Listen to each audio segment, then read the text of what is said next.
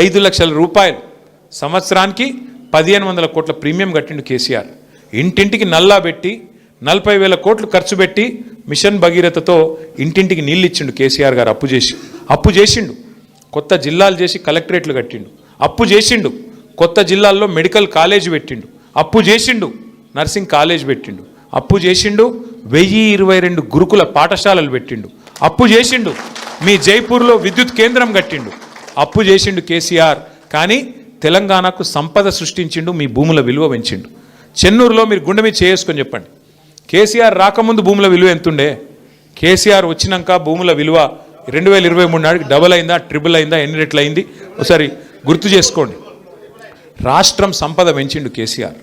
ఎంతసేపు అప్పు చేసిండు. అప్పు 2,80,000 కోట్ల అప్పు చేసిండు. కానీ కేసీఆర్ ఇవన్నీ చేసిండు. మరి నువ్వేం చేసినావు? 2 ఏళ్ళ నువ్వు కూడా 2.5 కోట్ల అప్పు చేసినావు. 2.5 కోట్ల లక్షల అప్పు చేసినావు. 2,50,000 కోట్ల అప్పు చేసినావు. ఏం చేసినావు చూపెడతావా? రైతు బంధు ఇచ్చినవా? పెన్షన్ పెంచినవా? తులం బంగారం ఇచ్చినవా? మహిళలకు 2,500 ఇచ్చినవా? స్కూటీలు ఇచ్చినవా? 6 గ్యారంటీలు ఏమైనా అమలు చేసినవా? ఏమనంటే ఫ్రీ బస్ అంటాడు. అది ఫ్రీ బస్ ఎట్లయితుందో నాకు ఇంకా అర్థం కాదు. ఆడోళ్ళకి ఫ్రీ అట, మగోళ్ళకి డబుల్ అట. అదేం ఫ్రీయే? ఆడోళ్ళకి ఫ్రీ అట, మగోళ్ళకి డబుల్ టికెట్ అట. ఇదేం ఫ్రీ? మళ్ళీ పిల్లగాళ్ళకు బస్ పాస్ 25% పెంచిండు. ఫ్రీ ఎట్లయితుంది? ఆలోచన చేయుర్రి మీరు కూడా.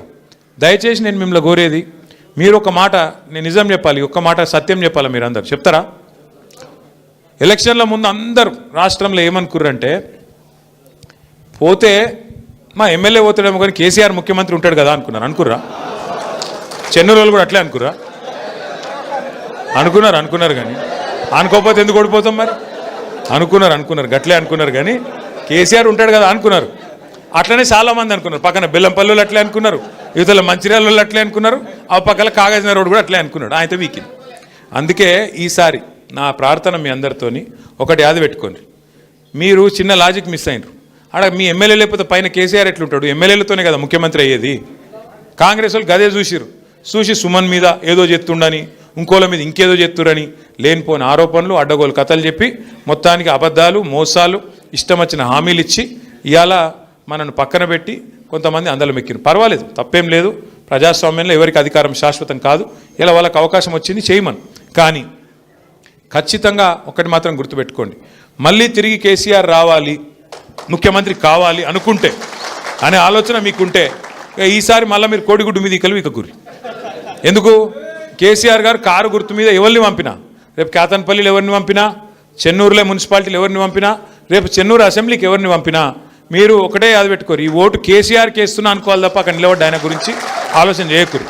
ఎందుకంటే మీరు మళ్ళీ ఒక్కసారి ఈ నిలబడ్డ ఆయన చక్కగున్నాడా, పొడుగు ఉన్నాడా, పొట్టిగున్నాడా, ఈయన నల్లగున్నాడా, తెల్లగున్నాడా, ఈయన గిట్లనా గట్లనా అని మీరు ఎక్కువ తక్కువ లెక్కలు పెట్టకూరు. పెడితే మళ్ళీ ఇదే నష్టం అవుతుంది. ఎందుకంటే ఏమైనా సరే కేసీఆర్ గారు ఆలోచించి నిర్ణయం తీసుకుంటాడు. అక్కడ నిలబడ్డ వ్యక్తి కారు గుర్తు మీద వచ్చిండంటే కేసీఆర్ పంపించిండు, ఈ ఓటు కేసీఆర్కి వేస్తున్నా అనుకోవాలి, కళ్ళు మూసుకోవాలి, ఒత్తాలి. అంతేగాని ఇక మనం ఆగం కావద్దు. మళ్ళీ ఆగమైతే మళ్ళీ ఇదే మోసం అవుతుంది. మళ్ళీ ఎవరో వస్తారు, ఏదో చెప్తారు, నేను ఇది ఇస్తా అంటారు, అది ఇస్తా అంటారు, కడుపులో తల పెడతారు, కాళ్ళు పట్టుకుంటారు, అమ్మ అంటారు, అక్క అంటారు, అయ్య అంటారు, అల్లుడు అంటారు, బామ్మరిది అంటారు, కొత్త వరుసలు కలుపుతారు, ఆగమాగం చెప్తారు, మళ్ళా గందరగోళం అవుతుంది.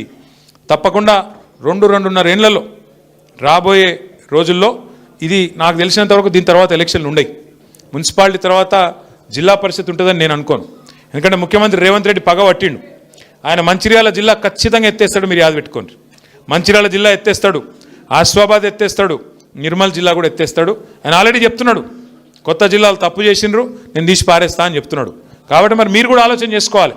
ఇదివరకు మీరు అందరూ ఆదిలాబాద్ పోయే పని ఉంటుండే. చెన్నూరు వాళ్ళు ఎంత దూరం మీకు? ఆదిలాబాదు 200 కిలోమీటర్లు. ఇప్పుడు మంచిర్యాల ఎంత దూరం? 30 కిలోమీటర్లు, 20 కిలోమీటర్లు. మరి మీరు ఆలోచన చేసుకోండి.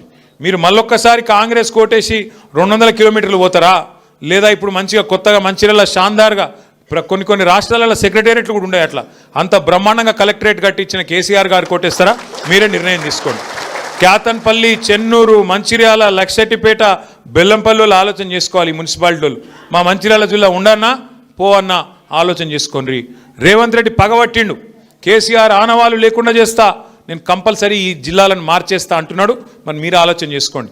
మీ దగ్గరికి కేసీఆర్ కలెక్టర్లను తీసుకొచ్చి కూర్చోబెట్టిండు, మీ దగ్గరికి ఎస్పీలను తీసుకొచ్చి కూర్చోబెట్టిండు, జిల్లా అధికారులను తీసుకొచ్చి కూర్చోబెట్టిండు. మరి వాళ్ళని ఉంచుకుంటారా, ఊడగొట్టుకుంటారా? మీ ఇష్టం. ఎందుకంటే మీకోసం కేసీఆర్ గారు ఇవన్నీ చేస్తే కాదు మాకు మళ్ళీ గాల్లే కావాలి, మేము 200 కిలోమీటర్ పోతాం, ఆడవై తిరుగుతాం అనుకుంటే అది ప్రజల చేతుల్లో, ప్రజాస్వామ్యంలో మీరే బాసులు, మేమందరం మీ సేవకులం. కాబట్టి మీరే నిర్ణయం తీసుకోవాలని ప్రజలకు కూడా మనం అపీల్ చేయాలి. అట్లాగే ఈ మున్సిపల్ ఎన్నికల్లో కూడా ఖచ్చితంగా మనం ఒక మాట చెప్పాలి. మనం ఉన్నప్పుడు ఏం పని చేసినాం, ఇవాళ ఈ 2 ఏళ్ళలో ఏం పని అయింది. దోమల మందు కొట్టేటోడు లేడు వాస్తవంగా చెప్పానంటే. ఆఖరికి పెద్ద పెద్ద పనులు ఇడిచిపెట్టుర్రి, దోమల మందు కొట్టేటోడే దిక్కులేడు. ఇవాళ బుగ్గలు ఎలుగుతలేవు ఊళ్ళల్లో, పట్టణాలలో కానీ పల్లెల్లో కానీ బుగ్గలు మార్చేటోడు దిక్కులేడు. అట్లాంటి పరిస్థితి వచ్చింది ఇలా కాంగ్రెస్ వచ్చినాక. కాబట్టి దయచేసి మీ అందరినీ కోరేది, ముఖ్యంగా ఇక్కడ నుంచి గ్రామాల నుంచి వచ్చేసిన సోదరులు కూడా ఉన్నారు, మున్సిపాలిటీ నుంచి వచ్చిన సోదరులు కూడా ఉన్నారు, పట్టణాల నుంచి. మీతో నా ప్రార్థన, గ్రామాల సోదరులు ఎవరైతే మన పంచాయతీ ఎన్నికల్లో బాగా కొట్లాడినరో వారికి అభినందనలు చెప్తూ, వారందరూ కూడా తప్పకుండా మరి మున్సిపాలిటీలో కూడా మీరు ఇన్ఛార్జ్గా సుమన్ గారు వేసుకుంటారు, మిమ్మల్ని అందరినీ వార్డుల వారీగా, డివిజన్ల వారీగా వేసుకుంటారు. వారి నాయకత్వంలో మీరందరూ కూడా ఎక్కడి వారు అక్కడ, మా ఎలక్షన్ అయిపోయింది అన్నట్టు కాకుండా మీరు కూడా కొద్దిగా ఎఫర్ట్ పెట్టాలని చెప్పి కూడా కోరుతూ, మళ్ళొక్కసారి మీ అందరికీ నా రిక్వెస్ట్, రాజన్నకు ప్రత్యేకంగా జర ఆగమాగం మురుకుతున్నాయి అనుకోకుండా, ఎందుకంటే నాకు పోయే వరకు ఇంకా 7 అవుతుంది, ఆడ ఇప్పటికే ర్యాలీ స్టార్ట్ అయింది. కాబట్టి మీరు అందరు పర్మిషన్ ఇవ్వాలని కోరుతూ, మరి మీరు కూడా ఇంకా బువ్వ తినలేదు నాకు తెలుసు, 4:30 అవుతుంది, జర అందరూ భోజనం చేసిరా, అందరికి భోజనాలు కూడా ఏర్పాటు చేసినారు. మళ్ళొక్కసారి పేరు పేరున అందరికి నమస్కారం.